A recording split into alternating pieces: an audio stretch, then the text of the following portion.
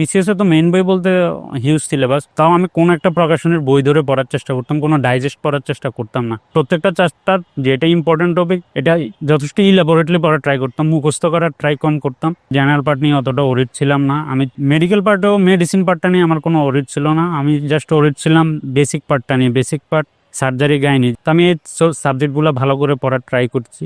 Coaching এর বই, class, ওদের পিডিএফ এসবগুলো দেখে আমি বুঝে বুঝে ল্যাবরেটরি প্রিপারেশনটা নেওয়া ট্রাই করছি যতটুকু পারি এই সংক্ষিপ্ত সময়ের ভিতর। ইংলিশ লিটারেচারটা একটু পড়তে হয়, আর অন্য সাবজেক্ট যদি ম্যাথ ইংলিশে ভালো হয় তাহলে 3-4 মাসই এনাফ। যদি ম্যাথ ইংলিশে একটু উইক হয় তাহলে হয়তো প্রিপারেশন টাইমটা আর একটু এক্সটেন্ড করতে 5-6 মাস লাগতে পারে।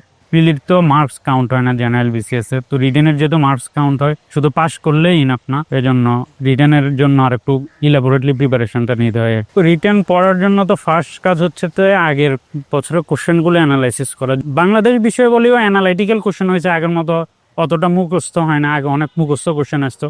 আন্তর্জাতিকের জন্য পত্রিকা, উইকলি জার্নাল, মান্থলি জার্নাল এগুলো পড়ার জন্য তাহলে মনে হয় মোটামুটি প্রিপারেশন কমপ্লিট হয়ে যাবে। বাংলা এগুলো যে কোনো একটা বই পড়লে হবে। আর ইংলিশ তো এটা অনেকটা আসলে বেসিকের উপর, যার বেসিক ভালো সে ইংলিশ এমনি ভালো করবে। ম্যাথ তো তেমন, যার বেসিক ভালো সে এমনিতেই ভালো করবে, তার আর অতটা প্রিপারেশন নিতে হয় না। কোচিং এর ক্লাসের চেয়ে কোচিং এ এক্সাম দেওয়াটা অ্যাকচুয়ালি ম্যান্ডেটরি, কারণ এক্সাম না দিলে পরীক্ষায় এত পরিমাণ লিখা থাকে রিটেনে, ওটা লিখে শেষ করতে পারে না।